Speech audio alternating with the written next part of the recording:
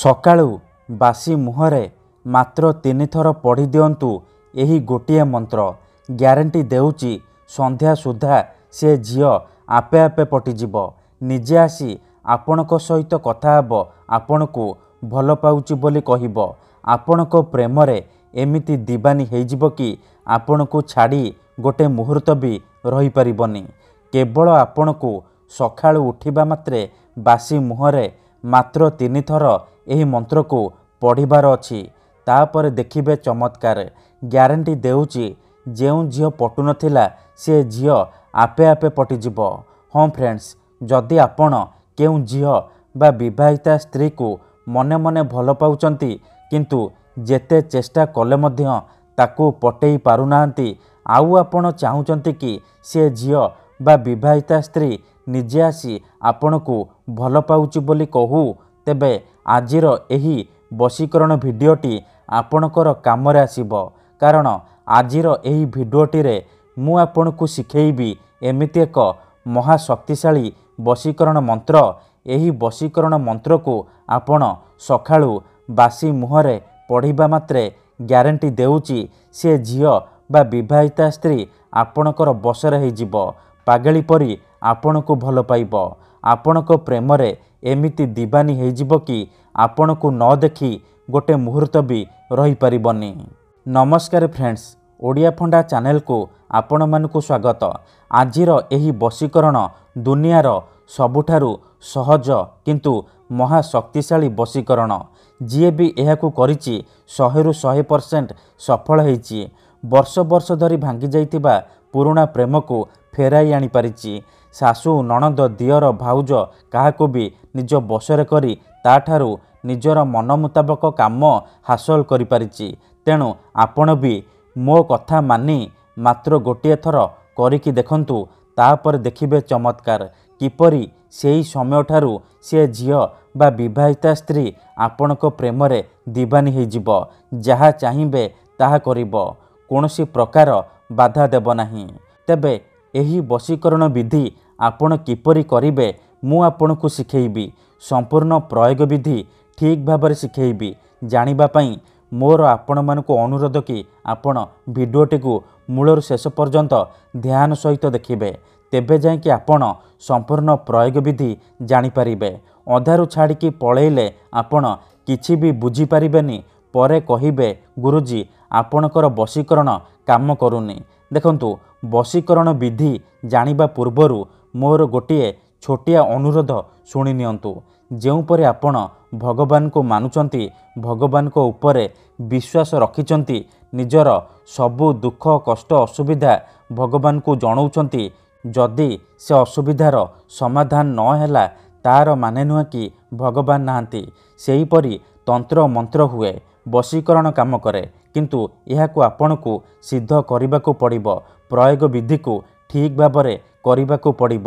ତେବେ ଯାଇ ମୁଁ ଆପଣଙ୍କୁ ଗ୍ୟାରେଣ୍ଟି ଦେଉଛି ଆପଣ ଯାହାକୁ ଚାହିଁବେ ତାକୁ ନିଜ ବଶରେ କରିପାରିବେ, ନିଜ ପ୍ରେମରେ ଦିବାନୀ କରିପାରିବେ। ଯେଉଁ ଝିଅ ପଟୁନଥିଲା ସିଏ ଆପେ ଆପେ ପଟିଯିବ, ଆପଣଙ୍କ ପ୍ରେମରେ ଦିବାନୀ ହେଇଯିବ। ଯାହା ଚାହିଁବେ ତାହା କରିବ। ତେବେ ବଶୀକରଣ କରିବା ପୂର୍ବରୁ ବଶୀକରଣ ବିଷୟରେ କିଛି ଜାଣି ରଖନ୍ତୁ। ବଶୀକରଣ କ'ଣ ପାଇଁ କରାଯାଏ? ଯେତେବେଳେ ଆପଣ କାହାକୁ ନିଜଠାରୁ ଅଧିକ ଭଲ ପାଉଛନ୍ତି, ତା ବିନା ବଞ୍ଚିପାରିବେନି ଭାବୁଛନ୍ତି, ତା ପଛରେ ଗୋଡ଼େଇ ଗୋଡ଼େଇ ଥକିଗଲେଣି, ହେଲେ ସେ ଝିଅ ବା ସ୍ତ୍ରୀ ଆପଣଙ୍କୁ ଭାव ଦେଉନି, ଆପଣଙ୍କୁ ଅଣଦେଖା କରୁଛି, ସେତେବେଳେ ଆପଣ ବଶୀକରଣ କରିପାରିବେ। ବଶୀକରଣର ମାନେ ହେଉଛି ନିଜର ଭାବନାକୁ ଅନ୍ୟର ଦିମାଗରେ ପହଞ୍ଚାଇବା, ମାନେ ସେ ଝିଅ ବା ସ୍ତ୍ରୀର ଦିମାଗରେ ପହଞ୍ଚାଇବା। ତେଣୁ ମୋର ଆପଣମାନଙ୍କୁ ଅନୁରୋଧ କି ମନରେ କୌଣସି ଖରାପ ଉଦ୍ଦେଶ୍ୟ କିମ୍ବା କୌଣସି ଖରାପ କାମ ପାଇଁ ଆପଣ ଏହି ମନ୍ତ୍ରକୁ ପାଠ କରିବେନି। କାହିଁକି ନା ଏହି ବଶୀକରଣ ସବୁଠାରୁ ସହଜ କିନ୍ତୁ ମହାଶକ୍ତିଶାଳୀ ବଶୀକରଣ। ଏହି ଗୋଟିଏ ମନ୍ତ୍ରକୁ ଯଦି ଆପଣ ସକାଳୁ ଉଠିବା ମାତ୍ରେ ବାସି ମୁହଁରେ ପଢ଼ିଦେବେ, ସେପଟେ ସେ ଝିଅ ବା ବିବାହିତା ସ୍ତ୍ରୀ ଆପଣଙ୍କ ଆଡ଼କୁ ଆକର୍ଷିତ ହେବାକୁ ଲାଗିବ, ବିଚଳିତ ହୋଇ ଉଠିବ। ଯେପର୍ଯ୍ୟନ୍ତ ଆପଣଙ୍କୁ ଦେଖିନି, ଆପଣଙ୍କ ସହିତ ସମ୍ପର୍କ ରଖିନି, ସେ ଖାଲି ଛଟପଟ ହେବ। ତେଣୁ ଯଦି ଆପଣ ଏହି ବଶୀକରଣ କରିବାକୁ ଚାହୁଁଛନ୍ତି, ସେ ଝିଅ ବା ବିବାହିତା ସ୍ତ୍ରୀକୁ ବଶରେ କରିବାକୁ ଚାହୁଁଛନ୍ତି, ତାକୁ ପଟେଇ ତାଠାରୁ ନିଜର ମନ ମୁତାବକ କାମ ହାସଲ କରିବାକୁ ଚାହୁଁଛନ୍ତି, ତେଣୁ ମୋର ଆପଣମାନଙ୍କୁ ଅନୁରୋଧ କି ଆପଣ ଭିଡ଼ିଓଟିକୁ ପୁରା ଧ୍ୟାନ ସହିତ ଶେଷ ପର୍ଯ୍ୟନ୍ତ ଦେଖିବେ। ତା ପୂର୍ବରୁ ଯଦି ଆପଣ ଆମ ଚ୍ୟାନେଲକୁ ନୂଆ ଆସିଛନ୍ତି ତେବେ ଦୟାକରି ଚ୍ୟାନେଲକୁ ସବସ୍କ୍ରାଇବ୍ କରି ପାଖରେ ଥିବା ବେଲ୍ ଆଇକନ୍କୁ ମଧ୍ୟ ଦବାଇ ଦିଅନ୍ତୁ, ଯାହାଦ୍ୱାରା ଆମେ ଯେଉଁ ବି ଭିଡ଼ିଓ ଅପଲୋଡ଼ କରିବୁ ସର୍ବପ୍ରଥମେ ଆପଣ ଦେଖିପାରିବେ। ଠିକ୍ ଅଛି, ତେବେ ମନେ ରଖନ୍ତୁ ଏହି ବଶୀକରଣ ବିଧିକୁ ଆପଣ କେଉଁ ବି ବାରରେ କରିପାରିବେ, କିନ୍ତୁ ଯେବେ ବି କରିବେ ସକାଳୁ ବାସି ମୁହଁରେ କରିବେ। ବିନା ହାତ ଗୋଡ଼ ଧୋଇକି ସକାଳୁ ବାସି ମୁହଁରେ କରିବେ। ପ୍ରଥମେ ଆପଣ କ'ଣ କରିବେ, ଯେତେବେଳେ ରାତିରେ ଶୋଇବା ପାଇଁ ଯିବେ ଗୋଟିଏ ଗ୍ଲାସରେ ଚିନି ପାଣି ଆଣିବେ। ତାପରେ ସେ ପାଣି ଗ୍ଲାସକୁ ନିଜର ସାମ୍ନାରେ ରଖିବେ। ତାପରେ 7 ଥର ସେଇ ଝିଅ ବା ସ୍ତ୍ରୀର ନାମ ଉଚ୍ଚାରଣ କରିବେ ଯାହାକୁ ଆପଣ ବଶରେ କରିବାକୁ ଚାହୁଁଛନ୍ତି। ପ୍ରଥମେ ଆପଣ ତାକୁ ମନେ ମନେ ଭାବିବେ, ତାର ମୁହଁକୁ ନିଜ ମନରେ ଭାବିବେ। ତାପରେ 7 ଥର ସେଇ ଝିଅ ବା ସ୍ତ୍ରୀର ନାମ କହି ପାଣି ଗ୍ଲାସରେ 3 ଥର ଫୁଙ୍କିଦେବେ।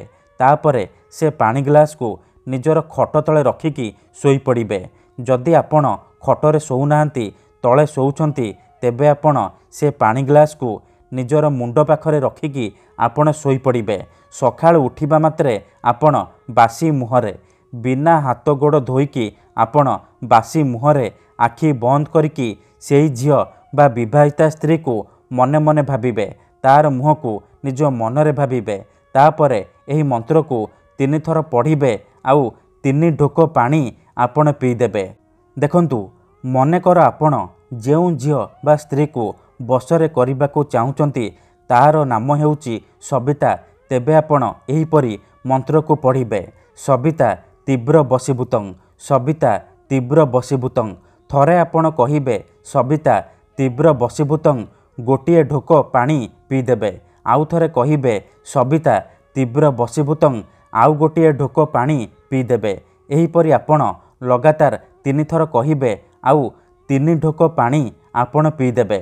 ଏହିପରି ଆପଣ ଲଗାତାର 3 ଦିନ ପର୍ଯ୍ୟନ୍ତ ସକାଳୁ ଉଠିବା ମାତ୍ରେ ବାସି ମୁହଁରେ କରିବେ। ମନେ ରଖନ୍ତୁ, ଏହି ବିଧିକୁ ଆପଣ ଅଧାରୁ ଛାଡ଼ିବେନି। ଲଗାତାର 3 ଦିନ ପର୍ଯ୍ୟନ୍ତ ସକାଳୁ ଉଠିବା ମାତ୍ରେ ବାସି ମୁହଁରେ ଏହିପରି କରିବେ। ତାପରେ ଦେଖିବେ ଯେଉଁ ଝିଅ ପଟୁନଥିଲା କିପରି ସେ ଝିଅ ଆପଣଙ୍କ ପ୍ରେମରେ ଦିବାନୀ ହେଇଯିବ। ଯେଉଁ ବିବାହିତା ସ୍ତ୍ରୀ ଆପଣଙ୍କୁ ଭାଉ ଦେଉନଥିଲା, ସିଏ ନିଜେ ଫୋନ୍ କରିକି ଘରକୁ ଡାକିବ, ଯାହା ଚାହିଁବେ ତାହା କରିବ।